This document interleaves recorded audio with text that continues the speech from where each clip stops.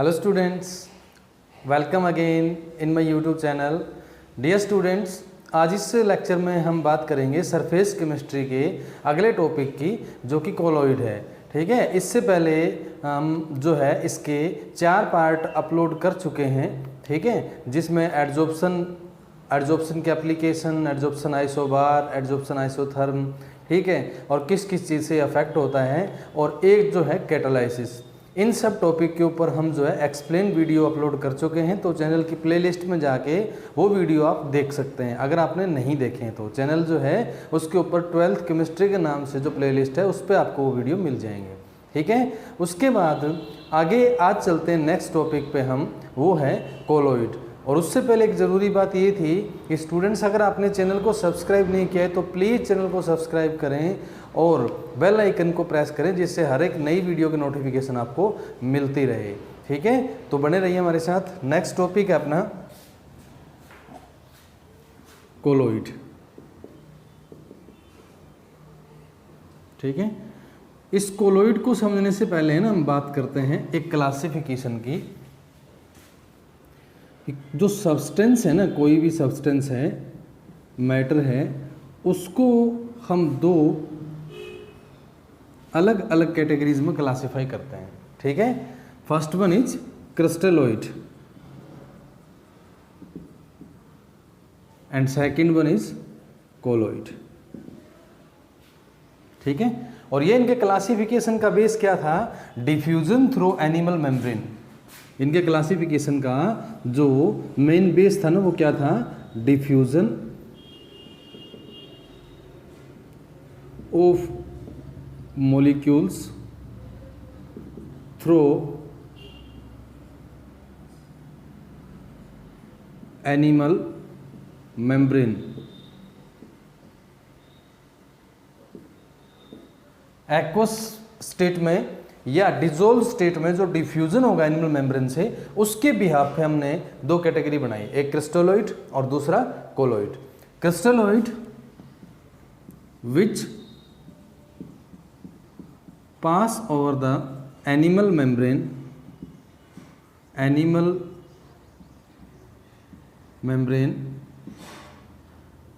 In dissolve state and have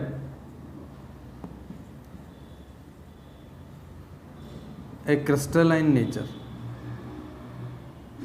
ठीक है, यानी कि जो क्रिस्टल है, पर अगर मैं पानी में उनको घोल देता हूं तो डिजोल्व स्टेट में वो एनिमल मेम्ब्रेन को इजीली क्रॉस कर पाते हैं ना, तो उसका नाम क्या दे दिया हमने? क्रिस्टलोइड। जैसे NaCl है, ठीक है, शुगर है, ये क्रिस्टलाइन सॉलिड है। इनको आप पानी में डालेंगे, उसी भी आप पे काम करेंगे। अब इनका सॉल्यूशन जो था ना, वो पास हो जाता है किससे? एनिमल मेम्ब्रेन से। तो ये जो है ना, इन सब को बोल दिए क्रिस्टलोइड। और जो कोलॉइड था उसके अंदर क्या था? ठीक है, विच कैन नॉट क्रॉस और pass over the animal membrane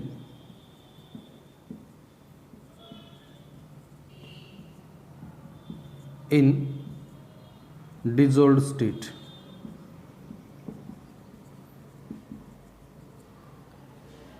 जैसे अपने पास है स्टार्च, ठीक है, ग्लू, ये कुछ ऐसी चीजें थी जो डिजोल्व स्टेट में एनिमल मेम्ब्रेन को क्रॉस नहीं कर पाते।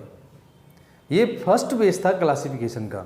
लेकिन इसके ऊपर दिक्कत क्या थी? इसके ऊपर जो है ना, एक एक्सेप्शन था, और वो ये था कि अगर इनके लिए मैं डिस्पर्स फेज और डिस्पर्जन मीडियम में भी बात करेंगे हम, अगर उन दोनों की मैं बात करूं, ठीक है, तो उस बिहाफ पे अगर इनका, ये ऐसे मान लीजिए सोल्यूट सॉल्वेंट ले लेते हैं, ये सॉल्वेंट वाटर है ना, तो ये एक्ट अलग तरीके से करते हैं, और अगर मैं सॉल्वेंट बदल देता हूं तो एक्ट अलग तरीके से करेंगे। मतलब ये इनकी प्रॉपर्टी इस कंडीशन पे पैट नहीं है, हमेशा ऐसा नहीं होगा, ठीक है, कि ये डिजोल्व स्टेट के अंदर पास कर जाएंगे, क्योंकि मैंने अगर सॉल्वेंट चेंज किया ना तो बहुत कुछ चेंज हो जाएगा। उसके बाद ये चीज़ क्लियर हुई कि जो पार्टिकल है ना, इनके कुछ पर्टिकुलर डायमेंशंस हैं जिनको ये फॉलो करते हैं, तो उस पर्टिकुलर डायमेंशन के अकॉर्डिंग अगर हम इसे बात करें क्लासिफिकेशन की, ठीक है, तो जो क्रिस्टलोइड्स है ना, इनका डायमेंशंस क्या था, लेस देन 1 नैनोमीटर। अब लेस देन 1 नैनोमीटर डायमेंशंस के पार्टिकल जिस स्टेट में है ना मैटर के, उस स्टेट को हम क्या बोल देते हैं, क्रिस्टलोइड।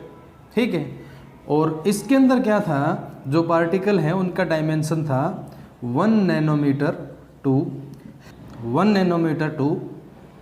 1000 nanometre.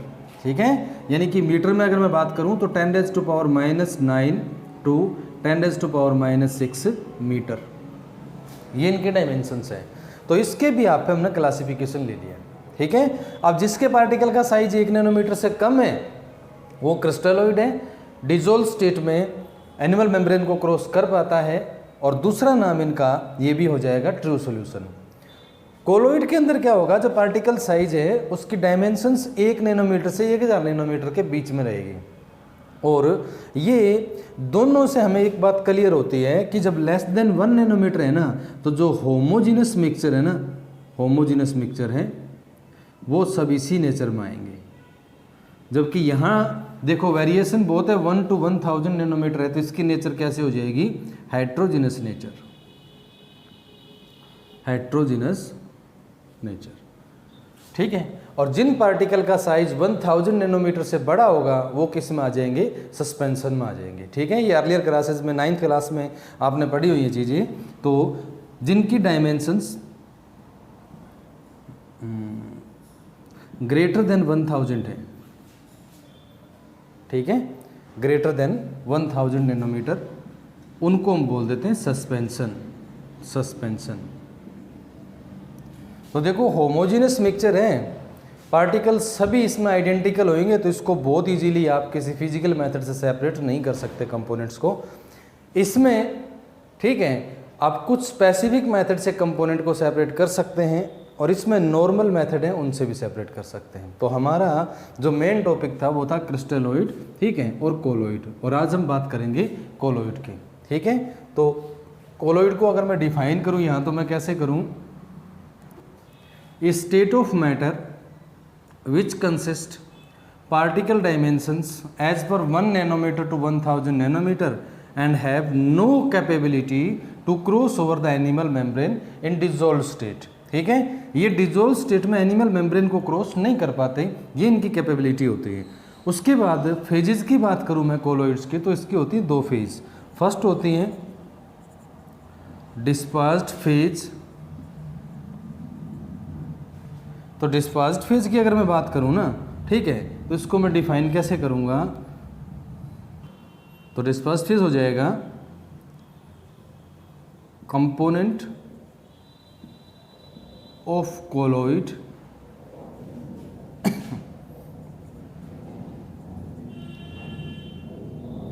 which is present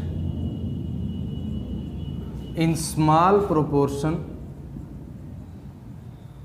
which is present in small proportion and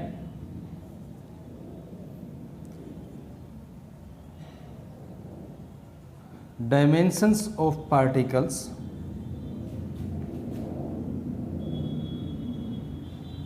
is lies between 1 nanometre to 1000 nanometre. ठीक है, यानी कि जो कोलोइडल स्टेट के पार्टिकल है ना, वो सारे इस डिस्पर्स्ड फेज में होते हैं, और ये वो कंपोनेंट है जो कि स्मॉल अमाउंट में प्रेजेंट होता है, स्मॉल प्रोपोर्शन में प्रेजेंट होगा, और कोलोइडल स्टेट की डायमेंशंस के जो पार्टिकल है वो इसके अंदर एग्जिस्ट करते हैं। तो एक कंपोनेंट तो ये हो गया डिस्पर्स्ड फेज, और दूसरा हो जाएगा dispersion medium. Dispersion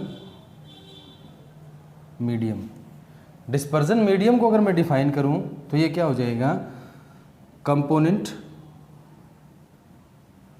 of colloid in which dispersed phase is dispersed,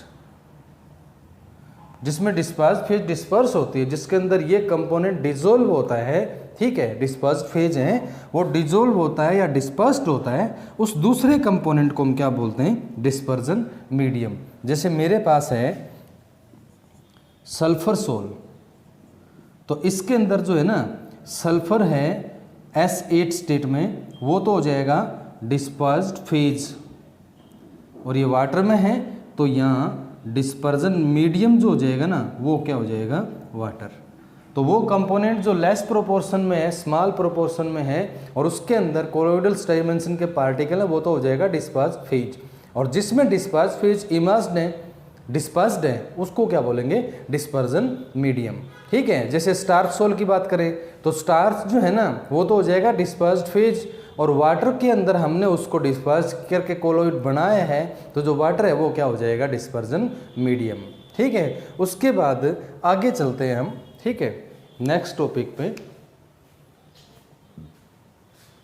further जो कोलोइड्स हैं वो 3 सब कैटेगरी के अंदर क्लासीफाई होते हैं। वैसे तो क्लासिफिकेशन इसका वाइड हम पढ़ेंगे, लेकिन 3 इस तरीके के मैं बोल सकता हूँ इसके कि वेरिएंट होंगे, टाइप्स भी बोल सकते हो आप। ठीक है, फर्स्ट जो है वो हो जाएगा sol, second one is emulsion, and third one is gel. ठीक है, अब डिस्पर्स्ड फेज और डिस्पर्जन मीडियम आपने पढ़ा, उसी के भी आप पे हम करते हैं। व्हेन डिस्पर्स्ड फेज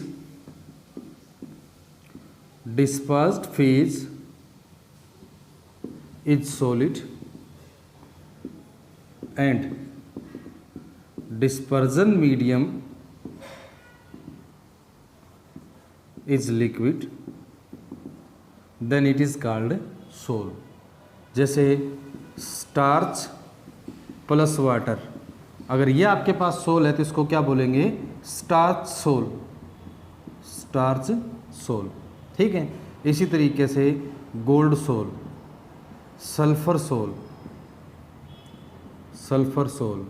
ठीक है, ये इस तरीके से सोल जो है वो उस कोलोइड के वेरिएंट को बोलेंगे जिसमें डिस्पर्स्ड फेज सॉलिड होता है और डिस्पर्जन मीडियम जो है वो लिक्विड होता है।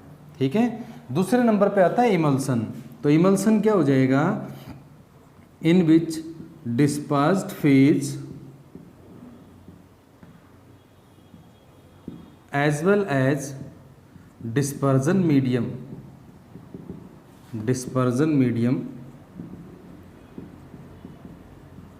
both are exist in liquid state।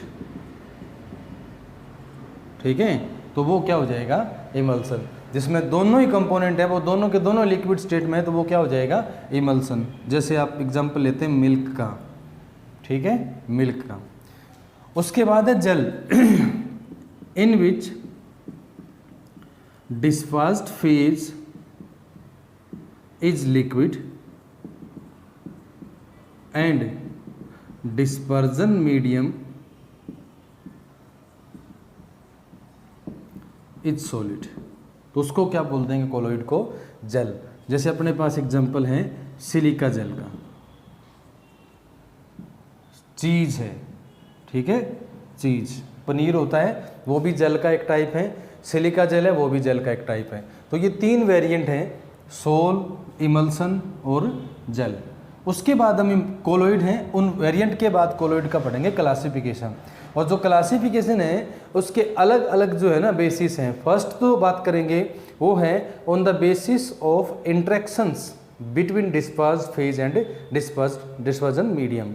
Second है जो कंपोनेंट्स हैं, ठीक है, यानी कि जो पार्टिकल्स हैं कोलोइड के और डिस्पर्स्ड फेज के, उनके भी आप पर। ठीक है, तो सेकंड हो जाएगा on the basis of properties and dimensions of particles of dispersed phase. और जो तीसरा है, ठीक है, वो हम इस सोल के रिगार्डिंग ही पढ़ लेते हैं। ये असल में सोल का क्लासिफिकेशन हो जाएगा, कोलोइड के जो है वो 2 रहेंगे। ठीक है, तो सोल के बारे में हम क्या जानते हैं, अलग अलग डिस्पर्स्ड फेज होगा ना, ठीक है, उसका यहाँ रोल नहीं है। डिस्पर्जन मीडियम के भी आप पे अलग अलग नाम हो जाते हैं। जैसे मान लो कि कहीं पे जो डिस्पर्जन मीडियम लिक्विड है, सॉरी डिस्पर्जन मीडियम अलग अलग लिख देता हूँ, अगर वाटर है तो उस सोल को बोलेंगे हाइड्रोसोल, हाइड्रोसोल। अगर बेंजीन है, बेंजीन, तो बोलेंगे बेंजोसोल, बेंजोसोल। अगर मेरे पास है अल्कोहल तो उसको बोलेंगे एल्कोसोल। अगर मेरे पास है एयर, डिस्पर्जन मीडियम एयर है, तो क्या बोलेंगे, aerosol.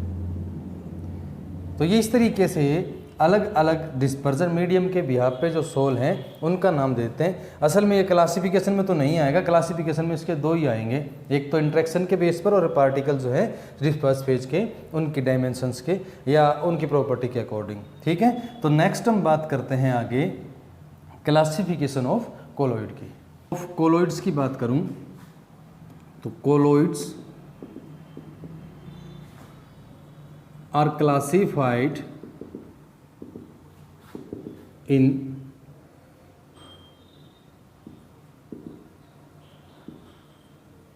different categories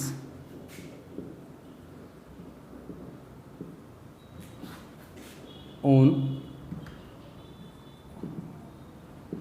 different basis। ठीक है, फर्स्ट है on the basis of interactions between dispersed phase and dispersion medium। जब इन दोनों को इंट्रोड्यूस कराते हैं तो इनके बीच में डायरेक्ट कैसी इंट्रैक्शन होती है उसके बेस पे जो कोलॉइड है वो क्लासीफाई हो जाएंगे। और सेकंड है on the basis of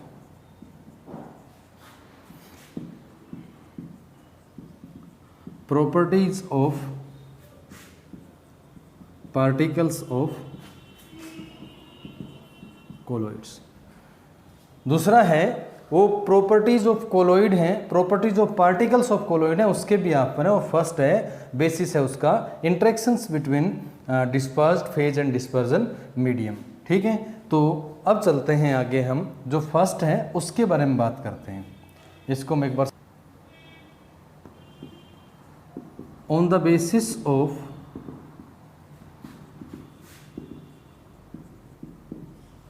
interaction between dispersed phase and dispersion medium, colloids are classified in two categories। First one is lyophilic sol और जो दूसरा हो जाएगा वो हो जाएगा lyophobic sol, lyophobic sol. Lyophilic sol में क्या होता है कि जब आप डिस्पर्स्ड फेज लेंगे, dispersed phase plus dispersion medium, dispersion medium तो इज इक्वल टू डायरेक्ट क्या बन जाएगा आपके पास, कोलॉइड या सोल बन जाएगा। ठीक है, there is no specific method required, यानी कि ऐसा sol, a sol in which dispersed phase and dispersed medium both are interact with each other to form a colloid directly, no specific method is required, कोई special method नहीं चाहिए। ठीक है, इन दोनों को डायरेक्ट मैंने मिलाया और कोलॉइड बन गया तो वो हो जाएगा लायोफिलिक सोल। लायोफिलिक सोल में एग्जांपल ले सकते हैं स्टार्च सोल का, स्टार्च सोल का जो गर्म पानी है उसके अंदर हम क्या करते हैं, स्टार्च को स्टायर करके कोलॉइड बनाते हैं। दूसरी बात लायोफिलिक सोल है ना, इसकी एक खास बात है कि ये स्टेबल होता है, it is a stable sol, not required any stabiliser, इसको कोई भी स्टेबलाइजर की ज़रूरत नहीं होती। ठीक है, ये स्टेबल होते हैं और रिवर्सिबल नेचर के होते हैं, ये रिवर्सिबल नेचर के। यानी कि अगर थोड़े टाइम के बाद इनको रख देते हैं और बाई चांस अगर इसके कंपोनेंट अलग होते हैं और कुछ सेटल डाउन होता है तो दोबारा से फिर इसे स्टायर करके हम कोलोइड में कन्वर्ट कर सकते हैं। अगर कोई कोलोइड सेटल डाउन हो जाता है और सेटल डाउन होने के बाद जब वो मतलब प्रेसिपिटेटेड हो गया तो प्रेसिपिटेटेड होने के बाद अगर फिर से हम उसे कोलोइड में कन्वर्ट नहीं कर पाते हैं तो वो होती है इरिवर्सिबल नेचर। ठीक है, अब चलते हैं लायोफोबिक सोल में। इसमें मैं लिख देता हूँ in this type of sol in this type of soul